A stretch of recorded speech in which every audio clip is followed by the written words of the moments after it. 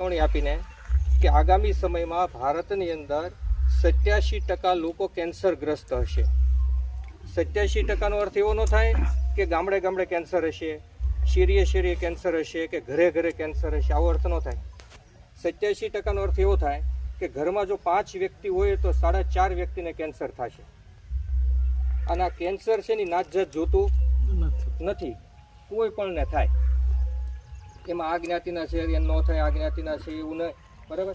એટલે વિચારો, ઘરમાં એક જણને જો કેન્સર થાય તો ઘર ખાલી થઈ જાય, ઘરેણાં વેચવા પડે, જમીનો વેચવી પડે, ખોડા વેચી દેવા પડે, બરાબર. આ સ્થિતિ થાય. એમાં ઘરમાં હોય બધાને કેન્સર થાય તો શું થાય?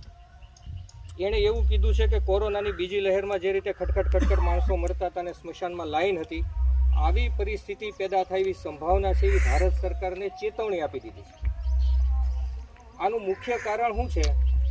તો કે મુખ્ય કારણ અહીંયા જે બેઠેલા લોકો છે એને આપણે છે. કેમ કે ફાસ્ટ ફૂડ જે છે, જંક ફૂડ છે, એ ખાવાથી પણ થાય છે. પણ જે મુખ્ય કારણ છે એ છે આપણે જે દવા છાંટીએ છીએ, જે ખાતર નાખીએ છીએ રાસાયણિક, એટલે કે રાસાયણિક ખેતી કરીએ છીએ એ છે. એટલે હું તો એમ કહું છું કે ખૂની હોય ને હારા, કેમ કે 1 ખૂન કરે, 2 કરે, 3 કરે, 4 કરે, 5 કરે, પછી કાં ઈ વયા જાય, કાં જેલમાં વયા જાય.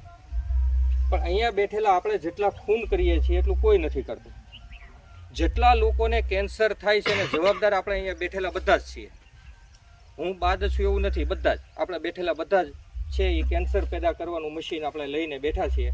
અને જે ફુવારો મારીએ છીએ એના હિસાબે થાય છે એવું આજનું સાયન્સ કહે છે. ને હવે ડૉક્ટરો પણ કહેવા મળ્યા છે, અમુક બધા જો કહેવા મળે તો જલ્દી ક્રાંતિ આવે, બરાબર. એટલે મુખ્ય આપણે છીએ. એટલે જો કેન્સર ન કરવું હોય, સમાજને જો સ્વસ્થ રાખવો હોય, અરે તો આ બધા જ ભાઈઓ જે મદદ કરી રહ્યા છે અને જે રાત દિવસ મહેનત કરે છે, પીડીલાઇટને ખરેખર વંદન કરવા જોઈએ, આપણે અભિનંદન આપવા જોઈએ કે આપણી પાછળ રાત દિવસ એટલી મહેનત કરી રહ્યા. એનો તો કોઈ સ્વાર્થ નથી. વધારેમાં વધારે ખેડૂતો કઈ રીતે પ્રાકૃતિક દિશામાં આવે, વધારેમાં વધારે તંદુરસ્ત સમાજ કેમ બને, એની માટે એ બધા જ લોકો રાત દિવસ મહેનત કરે છે. એમના માલિકનો જન્મદિવસ છે એટલે એના મોટા મોટા મેનેજરો એમની આગળ ગયા કે ક્યાં ઉજવશું, સ્ટાર ક્રુઝમાં ઉજવશું કે કોઈ દેશમાં એમ. ત્યારે એણે એવું કીધું કે મારા વતન, મારા ગામમાં મારે ઉજવવો છે. એની ભાવના જુઓ.